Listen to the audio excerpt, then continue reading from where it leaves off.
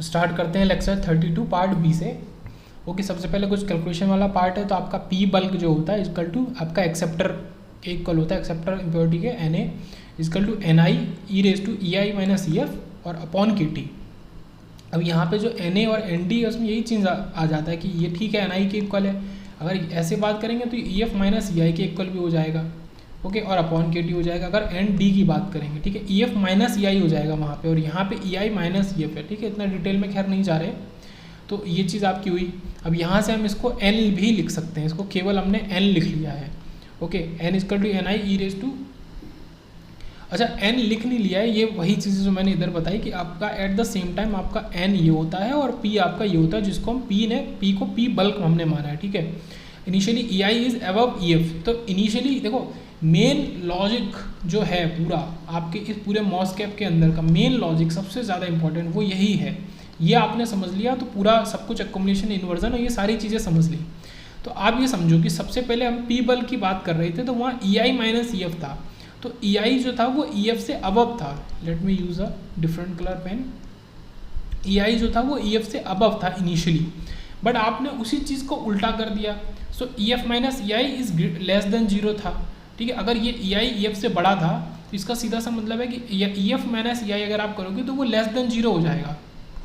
ये जो आप कर रहे हो ये ओके, तो E I minus E F आपका है ग्रेटर देन जीरो, तो ई एफ माइनस ई आई आपका लेस देन जीरो हो जाएगा, उसका अपोजिट। ओके, तो एन जो है वो आपका एन आई और एन ए के बीच में लाई कर रहा है फिलहाल तो। ओके, जो कि नेग्लिजिबल होगा। जो एन की वैल्यू है वो आपकी एन ए से तो बहुत छोटी है। देखो सीधी सी बात आप ये समझो कि E F E I minus E F आपका ग्रेटर देन जीरो है, एक पॉजिटिव वैल्यू है, और ई एफ माइनस ई आई एक नेगेटिव वैल्यू है। तो ई रेस टू ये वैल्यू जब करोगे तो एन आपका काफ़ी छोटी वैल्यू देगा एज़ कम्पेयर टू आपका ये। ठीक है, एन आई या फिर इसको एन ए की जगह आप पी भी लिख सकते हो, दिस इज़ पी। तो एन आई या पी से कंपेयर करने पे एन बहुत छोटी वैल्यू तो आप उसको नेग्लेक्ट कर दोगे। पर एक्चुअल में हम यहाँ कर क्या रहे हैं वही चीज़ में समझने वाली है। हम इसको चेंज कर दे रहे हैं, मतलब बाद में हम ई एफ माइनस ई आई को ग्रेटर देन जीरो कर देंगे। शुरू में जो आपका ई आई माइनस ई एफ था ग्रेटर देन जीरो, ठीक है, ये चेंज कर दिया। और ये चेंज ही यहाँ पे जो मैं कह रहा था मेन लॉजिक जो है वो यही है। उसको अभी डिटेल में समझते हैं। ये तो हमने शॉर्ट में देख लिया कि ऐसा हो रहा है, अब ऐसा क्यों हो रहा है वो देखना ज़रूरी है। ओके, तो ये वही लिखा था कि ई आई इज़ ग्रेटर। ठीक है, इनिशियली ई आई ग्रेटर था। उसके आगे देखते हैं, the positive charge at the gate is balance by two mechanism. जो गेट पे पॉजिटिव चार्ज है वो दो मैकेनिज्म से आपका बैलेंस हो रहा है। पॉजिटिव चार्ज किस वाले केस में था? केस 3 में था, जब वी जी आपका less than V F B था, oh sorry greater than V F B था, जब हम वी एफ बी से ज़्यादा लगा दे रहे हैं वी जी को काफ़ी ज़्यादा। तो पॉजिटिव चार्ज आपका हो रहा था एक्यूमुलेट मेटल पे। ओके, तो the positive charge at the gate is balance by two mechanism. पहला, semiconductor starts depleting near the junction at the semiconductor insulator interface. Okay, ये हमने दिखाई था प्रीवियस लेक्चर में। चलते हैं डायग्राम पे। तो देखो सेमीकंडक्टर स्टार्ट्स ये डिप्लीशन रीजन बनाना शुरू कर दिया था। ये एक्स डी विद का यहाँ पे इसने क्या बनाया है? डिप्लीशन रीजन बनाया है। पहला, ये जो पॉजिटिव चार्ज हम लगा रहे हैं इसको बैलेंस करने के लिए इसने यहाँ पे डिप्लीशन रीजन बनाना शुरू कर दिया, पहला पॉइंट। ओके, तो इससे क्या हो रहा है कि interface insulator interface a depletion layer start to form. This depletion layer exposes all the negatively charge fixed acceptor ion. तो जितने भी negatively charge fixed acceptor ions हैं उनको वो वहाँ पे ला देगा। So these acceptors ion firstly compensate any positive charge applied at the gate.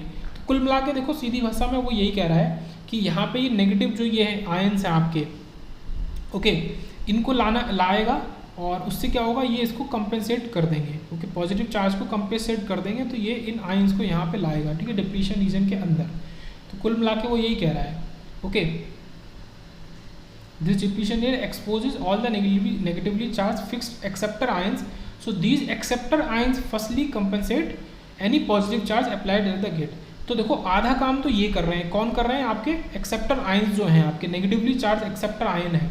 तो जो गेट के ऊपर जो पॉजिटिव चार्ज आप अप्लाई कर रहे हैं गेट के थ्रू मेटल के ऊपर, तो ये उसको कंपेंसेट कर रहे हैं। पर कब तक कंपेंसेट कर पाएंगे ये भी देखना जरूरी है।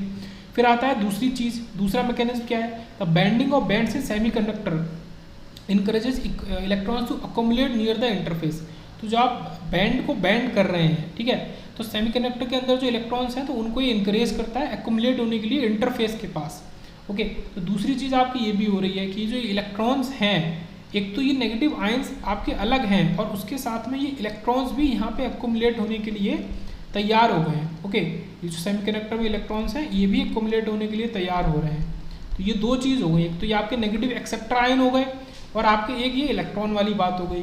तो ये दोनों जोड़ के, ठीक है, दोनों जोड़ के तब इसको कंपेंसेट करेंगे जो ये पॉजिटिव चार्ज क्रिएट कर रहा है। ओके, ओवरऑल हमको चार्ज को बैलेंस करना है, कुछ ऐसा बड़ी चीज़ नहीं है, बस चार्ज को बैलेंस करना है। अब इसमें क्या है, n equal to N I E to E F minus C T, ये इसका फॉर्मूला हमने ऊपर ही देखा था।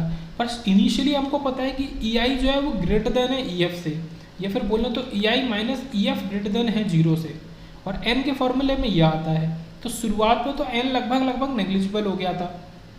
ओके, तो देखो ये चीज़ है जो मैंने आपको बार बार ऊपर बोला था कि मेन लॉजिक आप समझ लोगे तो आपका काम हो जाएगा। मेन लॉजिक क्या है, आप इस डायग्राम से देखो कि पहले आपका ई आई ग्रेटर देन ई एफ है, या फिर ई आई ई एफ के ऊपर है, ये आपको साफ साफ दिख रहा है। ये बैंड हुआ, ठीक है, ये सेमीकंडक्टर वाली साइड है, ये ऑक्साइड है और ये दोनों का इंटरफेस है, तो ये बैंड हुआ। अब इधर क्या हो जाएगा, ये उल्टा हो जाएगा, ई आई जो है वो लेस देन ई एफ हो जाएगा, और इससे क्या हो जाएगा, आपका एक तरीके का इन्वर्जन हो जाएगा। ठीक है, इधर जाएंगे, जब आप इसको इधर क्रॉस करके जाएंगे तो ई आई लेस देन ई एफ हो जाएगा, तो वहाँ पे n जो है उसका सिग्निफिकेंस हो जाएगा। ओके, यहाँ तो n आपका नेग्लिजिबल है, क्यों, क्योंकि ई एफ माइनस ई आई ये जो टर्म है ये आपका काफ़ी छोटा टर्म है, मतलब 0 के इक्वली मान लो, तो ये आपका इधर तो n नेग्लिजिबल है। फिर बात करते हैं initially when Vg is just slightly greater than VFB। तो अब वो ये देखो, हम ये केस तो ले रहे हैं कि Vg को हम VFB से बड़ा कर रहे हैं, पर वो कह रहा है कि जस्ट इनिशियली की अगर बात करें, जब आपका जो Vg है वो स्लाइटली ग्रेटर देन है, बस थोड़ा सा ही ज़्यादा है VFB से, तो क्या होगा, तो जो आपका EF माइनस ई आई है वो लेस देन 0 है फिलहाल, आपको पता है। ये इसका उल्टा बोलें तो E I minus E F is greater than 0। तो n जो है वो हमारा काफ़ी छोटा है ni से, बट इनिशियली जब हम तुरंत अप्लाई कर रहे हैं, जैसे जैसे Vg की वैल्यू को हम ज़्यादा बढ़ाते जाएंगे, तो फिर ये वैल्यू आपकी जो ये लेस देन 0 है, ये लेस देन 0 से हट के आपका उल्टा हो जाएगा, आपका EF माइनस ई आई जो है वो ग्रेटर देन 0 हो जाएगा, और वहाँ पे n आपका ni से ज़्यादा निकल जाएगा। ओके, तो उसी चीज़ को हम देख रहे हैं बार बार। Hence we have negligible electron at the interface. देखो स्लाइटली ग्रेटर वाले केस में नेग्लिजिबल इलेक्ट्रॉन है, ये हमने देख लिया। So almost whole of the positive charge applied at the gate compensated by the exposed acceptor ions at the interface। देखो ये केस 1 कह सकते हैं, स्लाइटली ग्रेटर वाला, ठीक है, स्लाइटली ग्रेटर वाला केस 1, कि यहाँ पे जो इलेक्ट्रॉन्स है वो नेग्लिजिबल है, तो पूरा का पूरा कंपेंसेशन पॉजिटिव चार्ज का कौन कर रहा है, आपका एक्सपोज एक्सेप्टर आयन कर रहे हैं कंपेंसेशन पूरा का पूरा। ओके, तो देखो ये है acceptor ions are expose here, ये वाले, ठीक है, ये हमने देख लिए थे पहले ही। और यहाँ पे क्या है कि आप पॉजिटिव चार्ज को ऐड कर रहे हो with the help of gate voltage, तो इसको ये कंपेंसेट कर रहे हैं। तो ये तो आपका स्लाइटली ग्रेटर वाला केस हो गया जिसमें केवल एक ही चीज़ काम कर पा रही है। अब क्या हो रहा है कि देखो start to behave like N type. यहाँ पे मेन चीज़ क्या है ना कि हम इसको इन्वर्जन केस जो इसका लेते हैं कि इन्वर्जन हो रहा है, यहाँ पे जो थर्ड केस होता है वो कहाँ से निकल के आता है, ये जो बल्क पी टाइप रीजन है ना, मतलब बहुत ज़्यादा इंपॉर्टेंट पॉइंट है और बहुत ही ज़्यादा खूबसूरत भी, कि बल्क पी टाइप रीजन आपका एज एन टाइप बिहेव करने लगता है, start to behave like N type. क्यों, देखो ऑब्वियस सी बात है कि ये पॉजिटिव चार्ज है यहाँ पे बहुत सारे जो आप Vg की तरफ से अप्लाई कर रहे हो, और क्योंकि Vg को आपने काफ़ी ज़्यादा कर दिया VFB से, तो पॉजिटिव चार्ज का अमाउंट बढ़ गया। अब पॉजिटिव चार्ज को कंपेंसेट करने के लिए यहाँ पे नेगेटिव आयंस अभी उतने रहे नहीं, उतने काबिल, तो यहाँ से इलेक्ट्रॉन्स को ये अट्रैक्ट करेगा अपनी तरफ। तो इलेक्ट्रॉन्स को अट्रैक्ट करेगा तो यहाँ पे नंबर ऑफ इलेक्ट्रॉन बढ़ने शुरू हो जाएंगे। ओके, वैसे तो एज अ माइनॉरिटी कैरियर यहाँ पे एग्जिस्ट करते ही हैं इलेक्ट्रॉन, है ना, दिस इज EC एंड यहाँ कहीं नीचे EV होगा, तो वैसे तो EC के ऊपर एग्जिस्ट करते हैं, बट क्योंकि पॉजिटिव चार्ज के फोर्स की, अट्रैक्शन फोर्स की वजह से यहाँ पे इलेक्ट्रॉन्स और ज़्यादा हो जाएंगे और वो यहाँ से इधर जाना शुरू कर देंगे। देखो ये देखो, सबसे पहले आपको मैं दिखाऊँ तो आपका बैंड कुछ इस तरीके से बैंड हुआ, जब आपने क्या बात करी थी स्लाइटली ग्रेटर वाला, फिर आपने और ज़्यादा बढ़ाया Vg की वैल्यू को और पॉजिटिव किया, तो आपका फिर और ज़्यादा बैंड हुआ, फिर और ज़्यादा बैंड हुआ। एक टाइम ऐसा आया कि बहुत ही ज़्यादा ये बैंड हो गया आपका, तो आपके ज़्यादा से ज़्यादा इलेक्ट्रॉन इधर से इधर जाना शुरू हो गया, ठीक है, डाउन हिल मूवमेंट शुरू हो गया। तो इससे मेन चीज़ क्या निकल के आई कि this start to behave like N type. ये जो आपका बल्क पी टाइप सेमीकंडक्टर है, सेमीकंडक्टर या आपका एन टाइप की तरह बिहेव करने लगेगा। और मेन लॉजिक जो मैं बात कर रहा था, मेन लॉजिक की वो यही चीज़ है। ओके, अगर आप थ्योरेटिकली समझना चाहें तो ये है, और मैथमेटिकली देखना चाहें तो जो हमारा ये था कि E F minus E I minus E F greater than zero था, अब वो आपका ई आई माइनस ई एफ बोलो वो लेस देन जीरो हो गया, ये चीज़ हो गई यहाँ पे। ओके, तो ये चीज़ हमने देखी कि ये इस तरीके से हो गया। अब इसका आप एक चीज़ क्या समझ रहे हो, समझ पा रहे हो कि नहीं, उसको पहले मैं थोड़ा सा आपको दिखाना चाहता हूँ। आपको सबसे पहले मार्किंग करनी होगी ई एफ की। ओके, ई एफ के रेस्पेक्ट में हम देखेंगे, ये ई एफ है। अब आपका बैंड होना शुरू हुआ तो पहले यहाँ हुआ, कोई दिक्कत नहीं, फिर यहाँ हुआ। देखो इसने अब अपना थोड़ा सा पार्ट ई एफ के नीचे ले गया। देखो ये जो ई एफ के नीचे पार्ट ले गया ना, इसी पार्ट से क्या निकल के आ रहा है कि अब आपका ई आई माइनस ई एफ जो है वो लेस देन जीरो हो गया। फिर और गया तो ये यहाँ तक गया, इतना पार्ट नीचे ले गया, फिर ये इतना पार्ट नीचे ले गया। तो अब आप देख सकते हो फाइनल वाले केस में, अगर मैं आपको दिखाऊँ, इसको मैं हटा देता हूँ। फाइनल वाले केस में आप देखो कि यह आपका सेम पार्ट इस ई एफ के ऊपर है और सेम पार्ट ई एफ के नीचे है। ये चीज़ यहाँ पे बहुत इंपॉर्टेंट है कि ई एफ के ऊपर भी आपका बैंड आधा बैंड है और ई एफ के नीचे भी उतना ही बैंड है। यही चीज़ यहाँ पे मैं समझने वाली थी। ओके, फिर आगे देखते हैं। तो यहाँ पे देखो ये दिखाया भी गया है कि ये इंटरफेस है, ये बल्क रीजन है। यहाँ पे आपका ई आई ग्रेटर देन ई एफ है और एट द सेम टाइम यहाँ पे आपका ई आई लेस देन ई एफ हो गया। ओके, बट यहाँ पे अलग अलग तरीके से इन्वर्जन होता है। यहाँ पे क्या है, जैसे ही आपका बैंड होना शुरू हो गया, ये इन्वर्जन तो शो कर रहा है, बट जब तक ये ई एफ के ऊपर रहेगा ये वीक इन्वर्जन को शो करेगा, जिसको हम डिप्लीशन रीजन ही बोलते हैं, डिप्लीशन मोड ही बोलते हैं। ठीक है, weak inversion itself is the depletion mode. Okay, उसके बाद आप जैसे ही ई एफ के नीचे आए तो आपका ई आई लेस देन ई एफ हो गया, बट कुछ देर तक आपको ये मॉडरेट इन्वर्जन शो करेगा। अच्छा, मॉडरेट इन्वर्जन जैसा कोई ऐसा मोड नहीं होता, बट दिखा रहा है कि भाई यहाँ पे मॉडरेट इन्वर्जन है।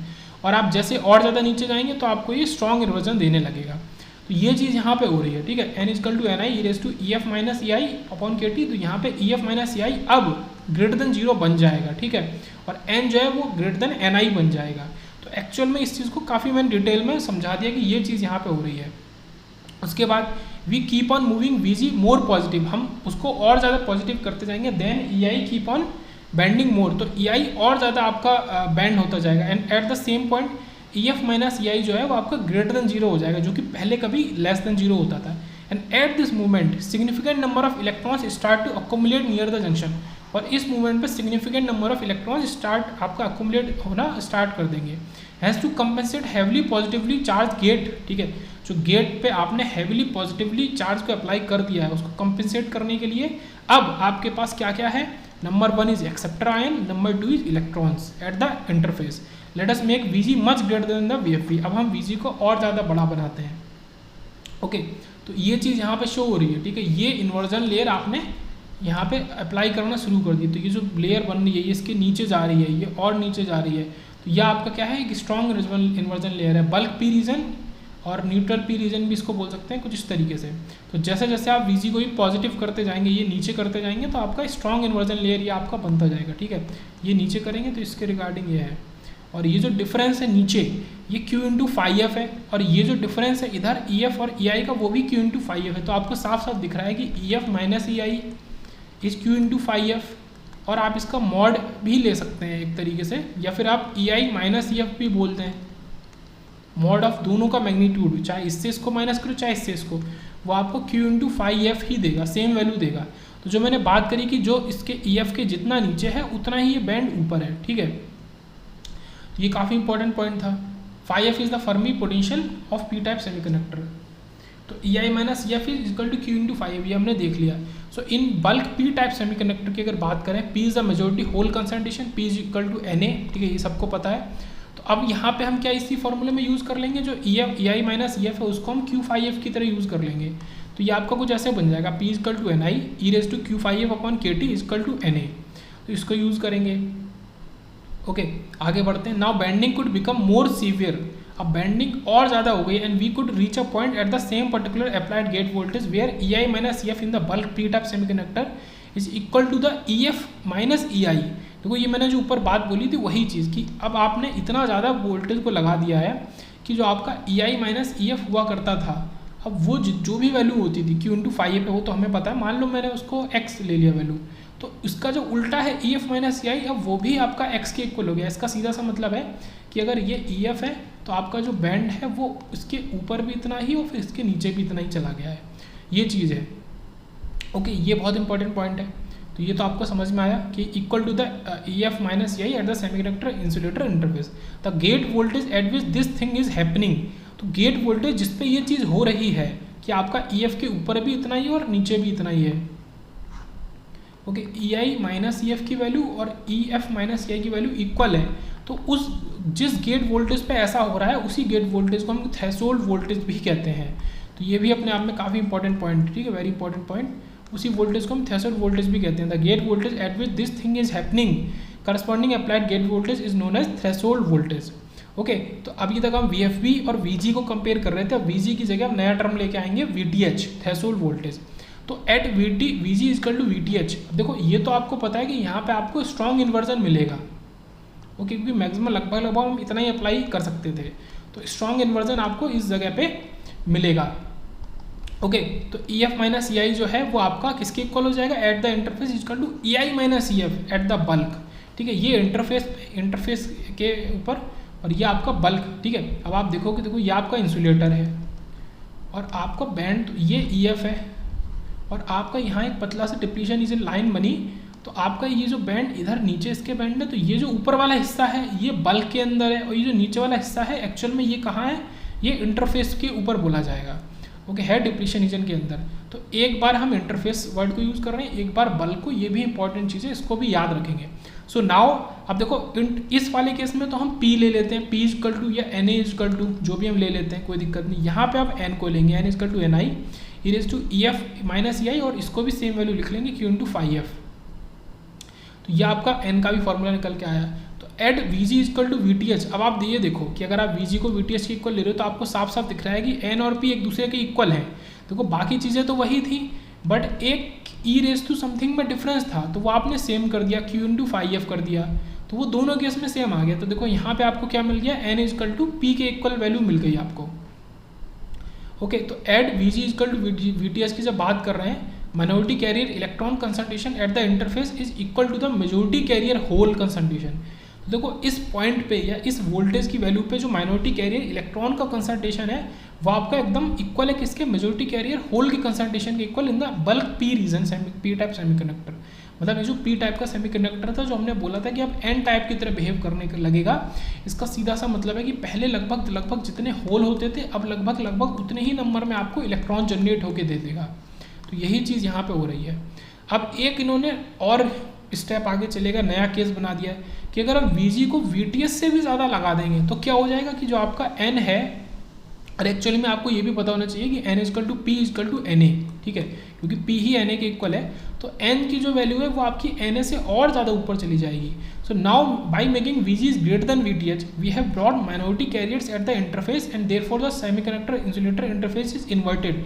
तो इससे क्या हो रहा है एक्चुअल में, अब आपका इसी की वजह से कि आपका VG को VTH से और ज़्यादा लगाने पे जो माइनॉरिटी कैरियर्स थे वो सारे के सारे आपके इंटरफेस पे आ गए, एंड देयरफॉर जो सेमीकंडक्टर और इंसुलेटर का इंटरफेस है अब वो इन्वर्टेड हो गया और the MOS capacitor is in the inversion mode. तो जिसको ये इन्वर्जन मोड समझ में आ गया, ये कैसे हो रहा है, इन्वर्जन कैसे हो रहा है, ये आपका सेमीकंडक्टर इंसुलेटर इंटरफेस इन्वर्टेड कैसे हो रहा है, तो ठीक है, आपको मॉसफेट समझ में आएगा। अगर आपको ये नहीं समझ में आया तो पीछे से जाके फिर से देखो, और जैसे भी समझो, ये नहीं समझ में आया तो आगे चीज़ें समझ में नहीं आएंगी। तो मेन जो पूरा बेस है कह सकते हैं एक तरीके से, वो आपका यही चीज़ है, इन्वर्जन मोड ही है जो आपका पूरा का पूरा बेस है। ओके, तो एप्लीकेशन ऑफ गेट वोल्टेज की बात करते हैं। तो पहला आपको पता है फर्स्ट केस की अगर बात करें, देखो इसको मैंने ऐसे टाइमलाइन के थ्रू बना के दिखाया है, तीनों अलग अलग केस में बनाया है कि ये आपका एक VFB पॉइंट है, आपका फ्लैट बैंड वोल्टेज, एक आपका VTH पॉइंट है। तो यहाँ पे देखो 3 पॉसिबल केस हो सकते हैं। एक आपका VG जो है वो VFF से कम है, पहला वाला, तो यहाँ पे केवल और केवल अक्यूमुलेशन होगा, वो आपको पता है क्योंकि आप VG को VFF से कम लगा रहे हो, मतलब नेगेटिव वोल्टेज आप अप्लाई कर रहे हो। तो जब यहाँ पे नेगेटिव वोल्टेज ऐसे अप्लाई करोगे तो यहाँ पे होल्स आपके, क्योंकि एक्चुअल में P टाइप है तो होल्स तो आसानी से यहाँ पे जा सकते हैं, तो इसको हम अक्यूमुलेशन मोड बोलते हैं। क्यों, अक्यूमुलेशन ऑफ होल्स हो रहा है यहाँ पे। Okay, accumulation of holes taking place at the semiconductor insulator interface, एकदम ईजी, कुछ भी नहीं। या आपने इसी को एज अ कैपेसिटर बना के दिखा दिया, ऊपर आपने नेगेटिव इलेक्ट्रॉन, नेगेटिव चार्ज, नीचे पॉजिटिव चार्ज, तो ये आपका कैपेसिटर बन गया। अब सेकंड बात करते हैं इसी का इक्विवेलेंट कैपेसिटेंस की। अगर बात करेंगे तो equivalent capacitance in accommodation mode आपका क्या है, C0x equal to epsilon naught x upon T0x। तो ये इसके इक्विवेलेंट कैपेसिटेंस की वैल्यू हो गई। इसमें ऐसा कुछ बड़ा और नई वाली बात नहीं है। So C0x equal to epsilon naught x upon T0x, और ये आपको पता है कि दिस इज C0x, मतलब ये C/A वाली बात है, कैपेसिटेंस पर यूनिट एरिया वाला बात। सेकंड बात करते हैं डिप्लीशन मोड की, जो कि मैंने आपको बना के दिखाया कि अब आपका जो Vg है वो VFF और VTH के बीच में आ गया है, तो यहाँ पे पूरा का पूरा आपको डिप्लीशन मोड मिलेगा। पर क्योंकि मैंने क्या बोला था कि weak inversion mode is itself is the depletion mode, तो ये जो मोड है ये दो चीज़ों में बटा हुआ है। जब आप VTH से थोड़ा सा कम वैल्यू पे होंगे, Vg जब आपका VTH से थोड़ा कम होगा, तो यहाँ पे आपको वीक इन्वर्जन मोड मिलेगा, और इस वाली जगह पे आपको डिप्लीशन मोड इटसेल्फ मिलेगा ही मिलेगा। तो ये चीज़ है। तो यहाँ पे क्या होता है कि आपका एक डिप्लीशन रीजन क्रिएट होना स्टार्ट हो जाता है।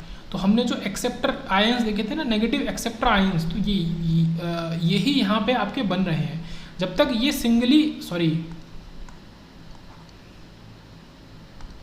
जब तक ये अकेले काम करेंगे तो ठीक है। जब इनके संग आपका इलेक्ट्रॉन्स भी आ जाएंगे तब फिर वो आपका इन्वर्जन मोड में चला जाएगा। तो Vg is in between VFF और VTH।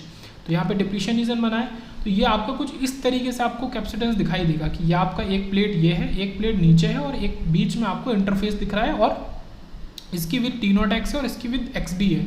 तो यहाँ पे आपको एक नई चीज़ दिखाई दी कि आपका जो कैपेसिटेंस है उसकी विद जो है वो आपकी दो चीज़ों की है। तो यहाँ पे आपको दो कैपेसिटेंस बनते हुए दिखाई देंगे, एक आपका C0x ऑक्साइड कैपेसिटेंस जो कि नॉर्मली ऊपर भी बना था, और एक आपका C डिप्लीशन जो कि डिप्लीशन कैपेसिटेंस है, जो आपका नया है यहाँ पे। इफेक्टिव कैपेसिटेंस की अगर बात करेंगे डिप्लीशन मोड में, तो वो यहाँ पे दोनों के सम के इक्वल होगा। एक्चुअली में कैपेसिटेंस इन सीरीज जो होता है वो आपको सबको पता है कि रेजिस्टेंस इन पैरेलल की तरह काम करता है, तो इसलिए हमने इस तरीके के फॉर्मूले का इस्तेमाल किया। ठीक है, तो जस्टिफाइड बात है। अब आते हैं मेन चीज़ पे, इन्वर्जन मोड पे। इन्वर्जन मोड जब आपका Vg VTH से भी आगे निकल जाता है, ये वाला रीजन, तो यहाँ पे आपको एक्चुअली में मॉडरेट और स्ट्रॉन्ग इन्वर्जन मोड मिलता है, और एक्चुअल का इन्वर्जन मोड आपको यही मिलता है। जो कि वीक इन्वर्जन मोड है वो अपने आप में एक इन्वर्जन मोड नहीं है। ओके, तो इन्वर्जन मोड का सीधे से मतलब है कि अगर आप उसको कंपेयर करते हैं, देखो ये मैंने बनाया है whereas in accommodation mode, यहाँ पे आपका पोलरिटी रिवर्स हो रही है जब आप उसको कंपेयर करते हैं अकोमोडेशन मोड से। और इसको इन्वर्जन मोड नाम क्यों दिया गया वो भी समझते हैं। तो यहाँ पे आपके नेगेटिव चार्ज थे, और नीचे आपके जो पॉजिटिव चार्ज ऐसा कैपेसिटर के ऊपर जनरेट हो रहे थे, और एक्चुअल में पॉजिटिव चार्ज की जगह यहाँ पे ये होल्स थे, है ना। जब आप इसके अंदर देखते हैं तो होल्स थे, तो ये चीज़ थी। अब यहाँ पे क्या हो गया, यहाँ पे आपका इन्वर्ट हो गया, पूरा उल्टा हो गया। आपका पॉजिटिव चार्ज यहाँ पे हो जा रहा है, क्यों? क्योंकि हमने Vg की वैल्यू को इतना ज़्यादा लगा ही दिया है, VTH से बहुत ज़्यादा कर दिया, पॉजिटिव बना दिया। तो नीचे ये इलेक्ट्रॉन्स है, these are not hole, these are electrons. तो नीचे आपके इलेक्ट्रॉन्स आने स्टार्ट हो जाएंगे, वो भी कहाँ, किसके अंदर से, P टाइप के अंदर से। देखो कितनी ज़्यादा बड़ी और खूबसूरत बात है कि P टाइप सबस्ट्रेट के अंदर से इलेक्ट्रॉन्स आपको प्रोवाइड कर रहा है वो, और इसी वजह से इसको हम क्या बोलते हैं, इन्वर्जन लेयर बोलते हैं। ओके, तो आपका कैपेसिटेंस कुछ इस तरीके से होगा। तो ये सिंपल कैपेसिटेंस है, सिंगल कैपेसिटेंस है, बस यहाँ पे पोलरिटी आपकी रिवर्स हो गई है, मैंने कंपेयर करके दिखा दिया। तो इक्विवेलेंट कैपेसिटेंस आपका सेम हो जाएगा, और ये आपका वो वाला केस हो गया कि VTH से भी आपका ज़्यादा चला गया। ओके, तो यहाँ पे बात करते हैं कि after threshold voltage no significant band bending will take place. तो थ्रेशोल्ड वोल्टेज के बाद में बहुत ज़्यादा सिग्निफिकेंट बैंड बेंडिंग नहीं होगी, मतलब थोड़ी बहुत हो जाएगी, बहुत ज़्यादा बैंड बेंडिंग नहीं होगी, because electrons concentration grows exponentially and hence extra positive charge at the gate is balanced by the increase in electron concentration। तो देखो सीधी सी बात आपको पता है कि आप जो पॉजिटिव चार्ज को अप्लाई कर रहे थे उसकी वजह से बैंड बेंडिंग हो रही थी। अगर किसी चीज़ ने उस पॉजिटिव चार्ज को पूरी तरह कंपेंसेट कर लिया है तो अब आपका बैंड बेंडिंग होनी रुक जाएगी। ओके, तो यही चीज़ हो रहा है कि इलेक्ट्रॉन्स पूरी तरीके से आपके जो गेट की तरफ आप पॉजिटिव चार्ज को बढ़ा रहे हो उसको बैलेंस कर ले रहा है, and hence depletion region width will not increase. तो इससे क्या होगा, डिप्लीशन रीजन की जो विद होगी वो बढ़ेगी नहीं, okay, will not increase significantly beyond this point. तो इस पॉइंट के बाद उतनी ज़्यादा नहीं बढ़ेगी। तो इसीलिए बोला है कि band bending is pinned here at Vg equal to VTH। तो Vg इक्वल टू VTH जो पॉइंट है, ये यहाँ पे कह सकते हैं कि बैंड बेंडिंग जो है वो पिंड हो गई है। अब उसके बाद वो बहुत ज़्यादा बैंड बेंडिंग आपको शो नहीं करेगा, ओके, इसके आगे शो नहीं करेगा। तो ये एक्स और इस डिप्लीशन रीजन की जो विद उस समय होगी जब आपका बैंड बेंडिंग पिंड हो जाएगी, मतलब at Vg equal to VTH। उस समय डिप्लीशन रीजन की विद को हम क्या बोलते हैं, एक्स डी मैक्स बोलते हैं। नॉर्मली एक्स डी बोलते हैं और उस समय उस पर मैक्स लगा देते हैं। ओके, ये स्टार लगा के पॉइंट भी लिखा हुआ है कि at V G equal to V T H depletion width is maximum. अब बात कर लेते हैं कुछ सरफेस पोटेंशियल की, जो कि फाई एस। ओके, तो यहाँ पे जितना ई सी और आपका ये जो ए आई बैंड हो रहा है, इन दोनों के बीच में जितना भी ये आपका गैप है, इसी को हम क्या बोलते हैं, क्यू इंटू फाई एस। और ये आपका सरफेस पोटेंशियल है, इसको हमने रेफरेंस पोटेंशियल के तौर पे माना है EI को। ओके, तो ये आपका बल्क पी रीजन है, ये सबको पता है। उसके बाद बात करते हैं कि surface potential phi S is the potential corresponding to the total amount of band bending in the semiconductor. तो ये किसके करस्पॉन्डिंग है, कि कितनी बैंड बेंडिंग हो रही है, एक्चुअल में ये उसका इंडिकेशन है, आपको बता रहा है कि कितनी बैंड बेंडिंग हो रही है। वो आपको कौन बता के दे रहा है, आपका सरफेस पोटेंशियल बता के दे रहा है। जितना भी अमाउंट ऑफ बैंड बेंडिंग हो रहा है उसका कैलकुलेशन है एक तरीके से। So at V G equal to V T H की बात कर लेते हैं। अब आपको ये भी पता है, ये तो आपने अभी देखा सरफेस पोटेंशियल से, सरफेस पोटेंशियल, और ये आपने पहले देख लिया था कि ये जो बैंड ये नीचे जा रहा है और ये जो ऊपर है, दोनों एक ही वैल्यू के हैं। ये जो ऊपर नीचे है ये एक ही वैल्यू के हैं, ये भी क्यू फाई एफ है और ये भी क्यू फाई एफ है। तो यहाँ से आपको एक नई चीज़ पता चली। और फाई एफ क्या है, फर्मी पोटेंशियल है, ठीक है। फाई एफ भी क्या है, ये भी आप याद रखें। तो आपको ये दिख रहा है कि Q phi S is equal to sum of Q phi F and Q phi F. तो ये आपका आ गया, Q phi S is Q phi F plus Q phi F, और Q phi S is 2 Q phi F, Q से Q गया। तो phi S जो सरफेस पोटेंशियल है equal to 2 into Fermi potential के इक्वल आ गया। और ये कब हो रहा है, जब आपका we ji we T H के इक्वल है। क्यों, हमने वी जी को ऐसे तो वी टी एच से ज़्यादा भी लगाया है, बट वो आपको ज़्यादा सिग्निफिकेंट चेंज नहीं देता है। आपको जितना भी लगभग मेन चेंज मिलना होता है वो आपको V G equal to V T H पे ही मिल जाता है, ये आप याद रखेंगे। ओके, तो as V G equal to V T H, ठीक है, एट वी, ठीक है, थ्रेशोल्ड वोल्टेज, सरफेस पोटेंशियल जो आपका फाई एस है वो 2 फाई एफ के इक्वल है, और डिप्लीशन रीजन की विड्थ जो है वो मैक्सिमम है। ये दो चीज़ें यहाँ पे हो रही हैं V G equal to V T H पे। ओके, ये याद रखेंगे, इंपॉर्टेंट पॉइंट है। उसके बाद बात करते हैं कि अगर वी जी जो है वो वी टी एस से कम कर देते हैं हम। ओके, ये जो हमने प्रीवियस केस लिया था, तो इससे क्या होता है, जो फाई एस है वो आपका 2 फाई एफ से कम हो जाएगा। मतलब एक्चुअल में क्या था, फाई एस क्या था कि बैंड कितना ज़्यादा बैंड हुआ है। तो सबसे ज़्यादा बैंड बेंडिंग जो आपको मिल रही है वो कब मिल रही है, जब आपका एक्स टी मैक्स हो रहा है। ओके, तो फाई एस पे आपको मोस्ट बैंड बेंडिंग मिल रही है। अगर आप वी जी को कम कर दे रहे हो तो आपकी बैंड बेंडिंग भी रिड्यूस हो जाएगी, तो फाई एस की वैल्यू रिड्यूस हो जाएगी। एक्चुअल में 2 फाई एफ तो अपनी जगह वही रहेगा। ओके, 2 फाई एफ से तो हम जस्ट कंपेयर कर रहे हैं फाई एस को, तो फाई एस भी कम हो जाएगा, और आपको ये भी साफ पता चल रहा है कि एक्स डी भी आपका कम हो जाएगा एक्स डी मैक्स से। तो आपको maximum value V G equal to V T H पे ही मिल रही है, ठीक है, मैक्स वैल्यू। और अगर आप उससे कम पे जाएंगे तो आपकी वैल्यूज़ वो वहाँ से घट जाएंगी। तो नेक्स्ट लेक्चर 33A स्टार्ट करेंगे, और 33A और B में ही हमारा पूरा मॉस्फेट निपट जाएगा। 34 से मॉस्फेट शुरू करेंगे, और इसके अंदर सबसे पहला टॉपिक रहेगा कैलकुलेशन ऑफ थ्रेशोल्ड वोल्टेज।